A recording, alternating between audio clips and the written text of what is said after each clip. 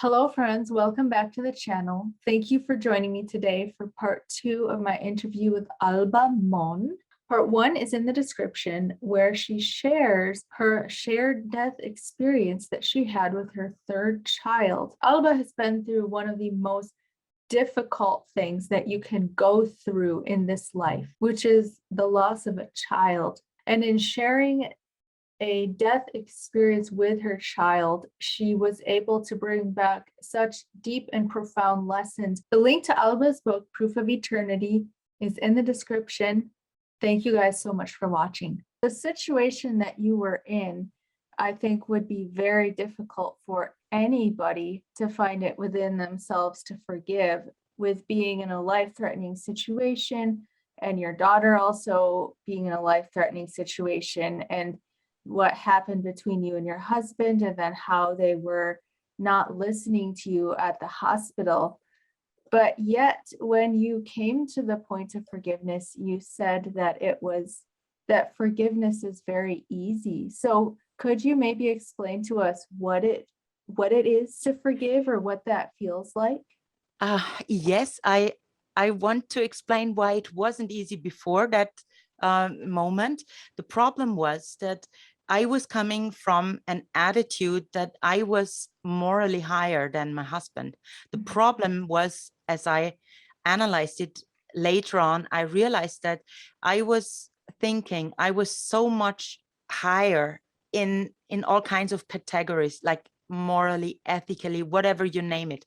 I just felt like I am in such a position so that I can only look down at him. And that was the attitude that made it impossible to forgive, because as soon as you realize that you are not higher than anyone else, that you have to forgive, that's actually the position that makes it easy.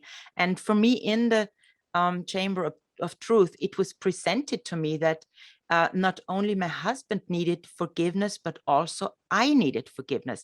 This was the insight that was absolutely new to me. I was actually washed over by very intense emotions. I hadn't explained that before, but there were 4 huge, immense emotions in this chamber of truth. As soon as I was there, there was love, and it was 10 times more intense than I had ever felt love before in my life. And it was a very personal kind of love, love between maybe my grandfather and me, when we would recognize each other somewhere in the streets and, you know, run towards each other. That kind of love that is very directed to a person as an individual. And I felt that this love would recognize anyone, not even me only, but also my husband, of course, individually, with all the qualities as I described, with all the character traits, the strength and the weaknesses, the good and the bad.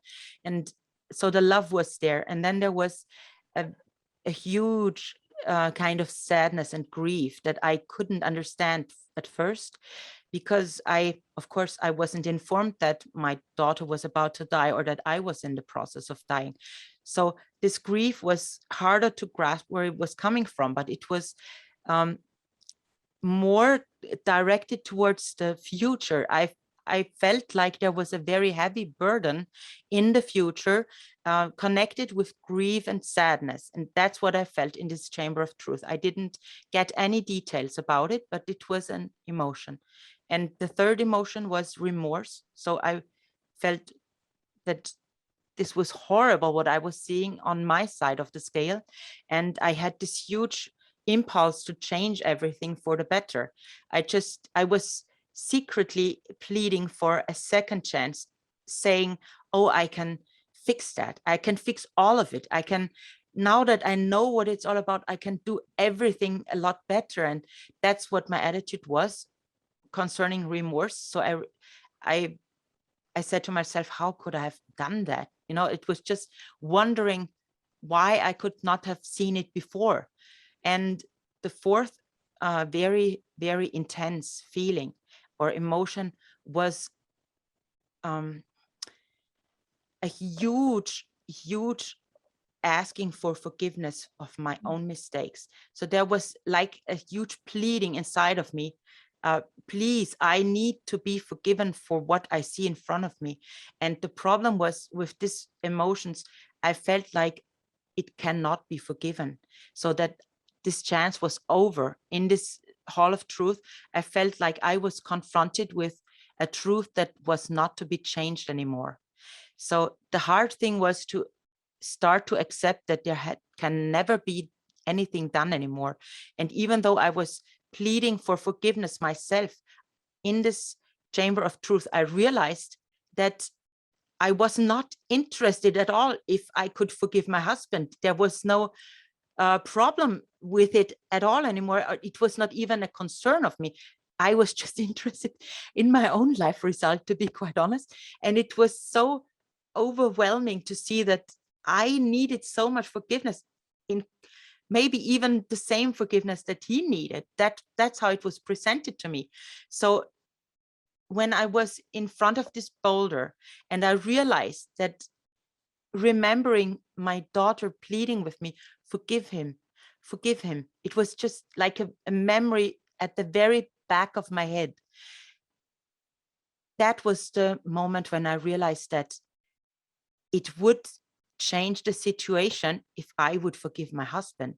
And that my problem was up to then that I had only been interested in being forgiven myself. I had been so concentrating on my side of the scales and on getting a better result from outside of me, if you want to put it this way. So I wanted for someone else, or for God even, to forgive my side of the scales. That's what my concern was. And I wasn't interested at all anymore if I should forgive my husband or not. It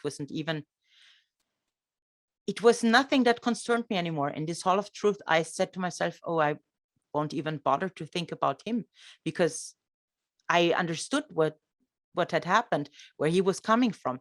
So when I was in front of this boulder and I realized I'm in life danger, to be honest, and to know at some point suddenly that this was the only way out to forgive someone, it felt so easy, like lifting up a glass of milk and drinking it. That's how it felt. It was so natural. It was something so pleasing, even consoling in a way. It was something to be refreshing for me in this situation. That's how it felt. It felt like a drink that would give me energy and that would help me go on my way. That's how it felt to me in this situation. And I realized, oh my God, and it's so easy to do it. So I just said, I forgive him, and I meant it from the bottom of my heart, because there was no comparison between what I wanted to be forgiven and what I needed in terms of forgiveness for myself, and to be able to do it for him and make my own situation better. It felt so easy and normal and even natural to do it. So there was no inner threshold that I would have to overcome. It was just the next logical step. And I think the problem is that we don't have this attitude that we forgive others for our own sake, because actually, if we don't, I was thinking about that a lot of times later on. What if I wouldn't have been able to forgive him? I would have made a toxic situation, not only for me, for the children, for my husband. Of course, we would have split up, but not only that, I mean, on an emotional level, on a spiritual level, it would have been a toxic mixture that would cover the rest of my life. I would have never been able to forgive it, because to be honest, something that is that severe to forgive under normal circumstances on earth, not even a very good psychologist could be sure to get you to the point where you say you forgive someone for something like that, even after decades. It's nothing that you can count on. So I think the problem is the inner attitude. You must be willing to do it. And if you're willing to do it, it's very easy. And if you're not, you will find 1,000 arguments and excuses for why you don't want to do it. Thank you so much for sharing that. It's such an important message. I was reading your story on the NDRF website, Mhm. and I saw in your description there that you compared this life to a school or a test. And you were explaining how when people have a near-death experience, it's like they don't finish the test, so they step out into the hall and then they get sent back in. But what I found interesting is that you said that in order to pass the test, you have to get at least 50% positive. Could you Yes. explain that to me a little bit? Yeah, because very often NDEers are told if they don't want to go back out of their own will, free will, they are sometimes told, oh, it's not your time yet. That's the first sentence. And then there's another sentence saying, there are still some tasks for you to fulfill. So I think the first aspect is like the combination that I saw in this chamber of truth, like our life contains little um, seeds of time, like little grains of rice, for instance, and like some parts of time, like minutes or seconds or hours, whatever, these little parts of time that we can measure on Earth, they make up a whole pile, like a pile of rice, or like a pile of soil that we add up, and then this a result is measured. So it, for instance, if it's in the comparison with rice, there must be as much good grains of rice as possible. Do you know what I mean? So the result is important, and it's something that we give back to eternity, that we bring back with us when we transition, and that's the result of our life. And if most of it is bad, of course, it is not only, for instance, 60% that are not good, but it's also bad for the rest of the good uh, grains of rice. They also have bad, I don't know how to say it, bad elements in it because of piling up. And so it has a bad effect, not only the in an active way of the outcome of our life, but also spreading out into our surroundings, touching the lives that we are in touch with. And so the bad or the good results vibrate on in other lives.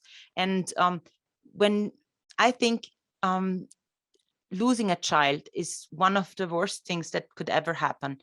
And I think spiritually, a lot of people have to deal with the problem that they feel like they are punished. It's a fate that punishes you emotionally. That's what it feels like, maybe.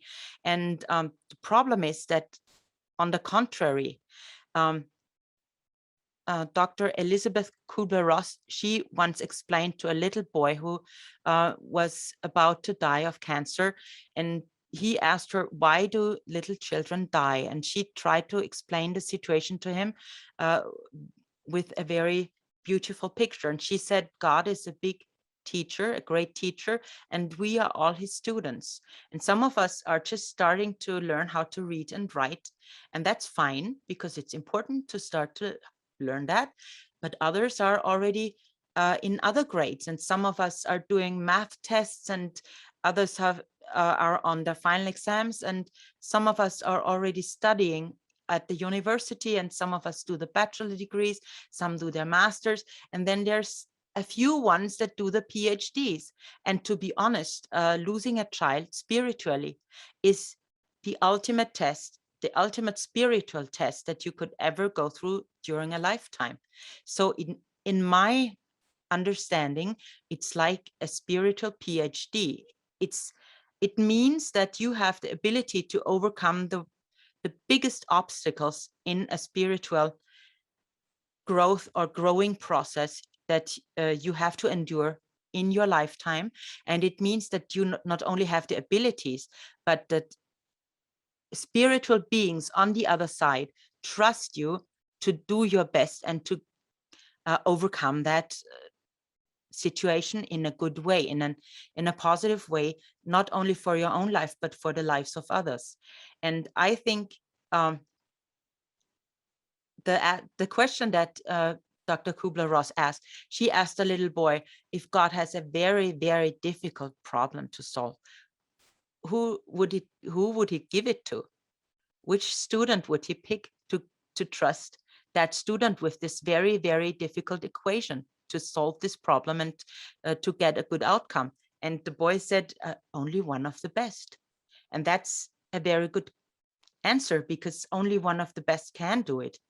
And so instead of thinking that God or spirituality is punishing us with a situation that is very, very hard to accept, like losing a child or losing a loved one, instead it is actually a test, just a mere test, if we can get out of it, get over it, and get on with life as best as we can, and honor the people that we love on the other side, because they, of course, are aware of what we are going through, and they are also wishing for us to do our best and to have a good life on this side, because our lives matter. They matter for not only for us, but for everyone on earth and everyone on the other side. So it's very good to do your best and get the good test result. And the NDEers are in a challenging situation, because it means to have an NDE means that you are in a situation where you have to either pass out writing a test of life. So you get taken outside into the hallway, you get cherished, people talk to you soothingly saying, oh, everything will be fine, and you get a nice drink. And then when they tell you, oh, you must go back inside and finish your test, most people feel like they don't want to do it, because it's a lot nicer to be in the hallway and to be pampered. But spiritually speaking, it's not about pampering. The pampering is just a very effective way to get you back on track. So when you get sent back, it's hard, because of course you know that there's another situation in eternity that might be easier on you, and that might be more rewarding or feel more rewarding. But it's not our decision to decide how long our test is to be done. So we have some time that is presented to us, and every minute of it is actually a present and a gift to make sure that we can finish our tests as well as we can. And yeah, that's the result. And most NDEers have a problem with being sent back, but actually the concept behind it is not revealed to most of them. And to me, in my chamber of truth, I realized that our whole life is just about this final life result. And it is devastating to see that you have not reached a good result. So it was a very hard thing for me to look at and to realize that I could have done a lot better, and I didn't do it under those circumstances.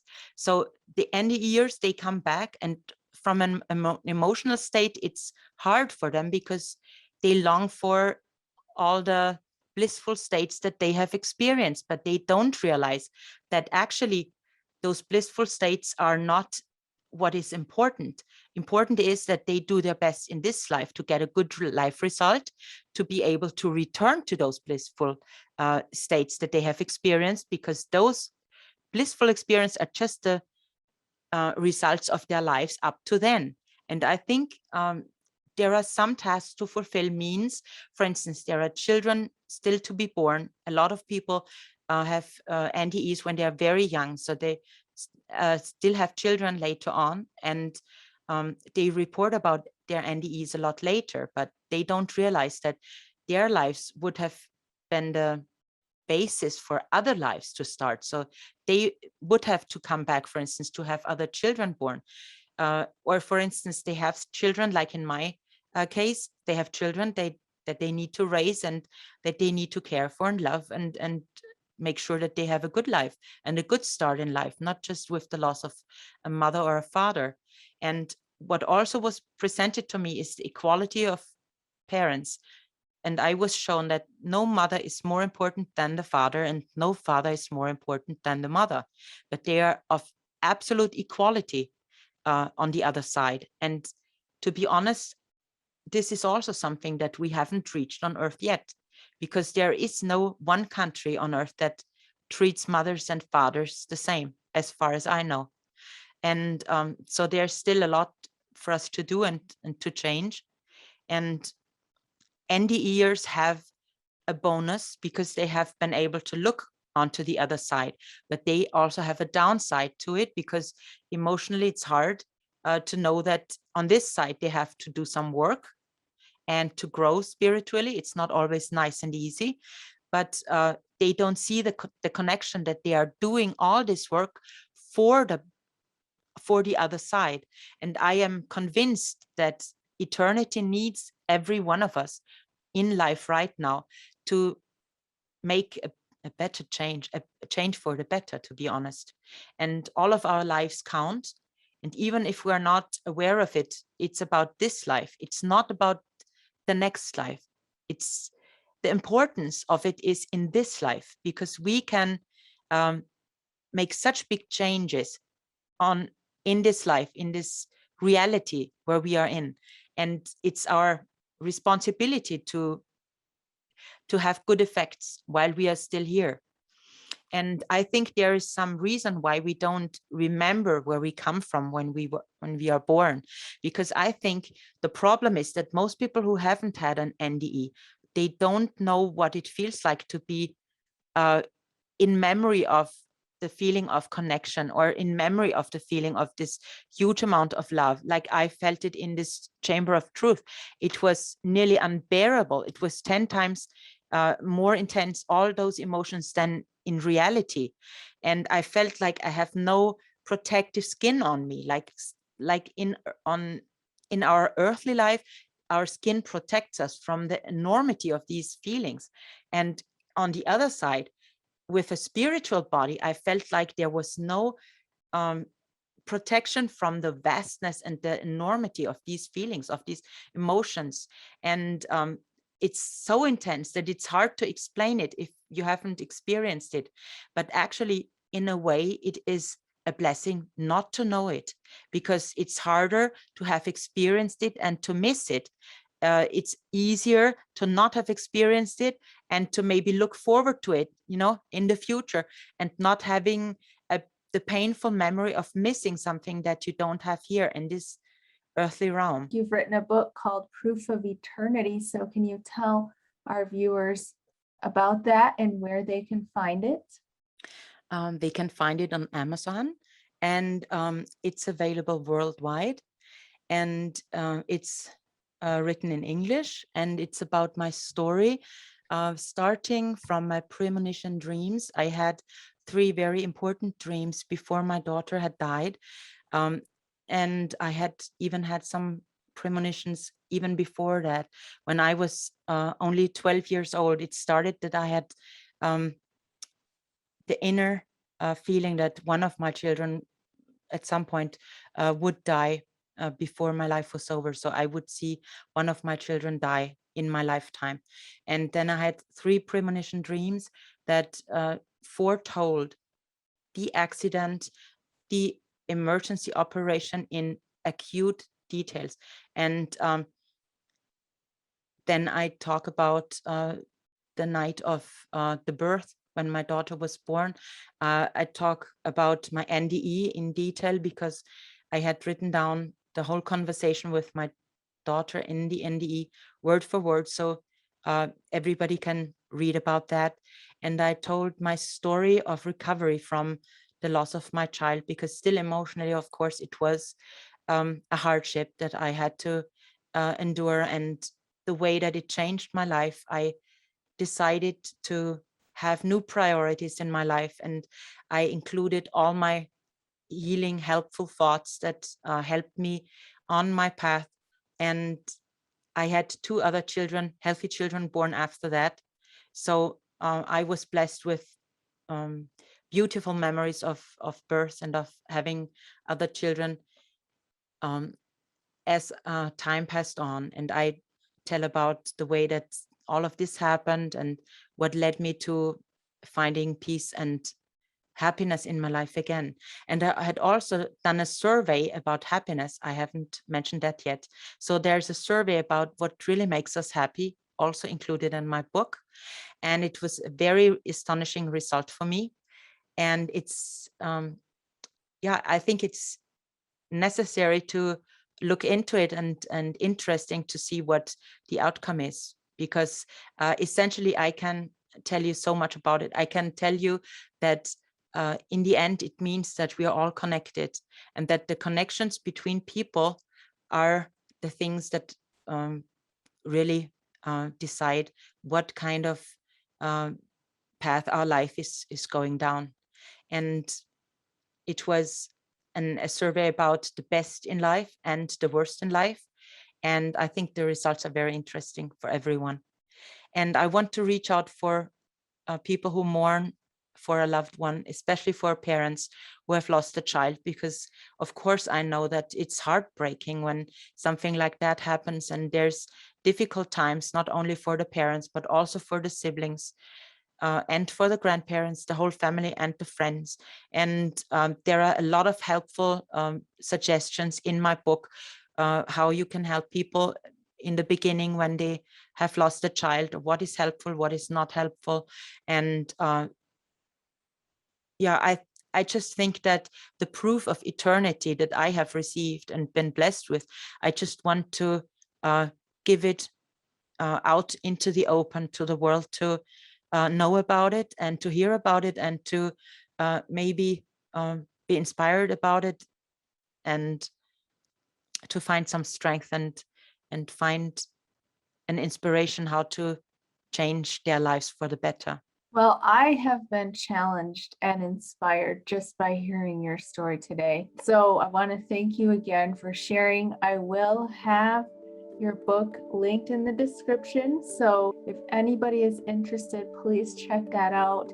Thank you so much, Alba, for being with me today. I've been so honored to have this conversation with you.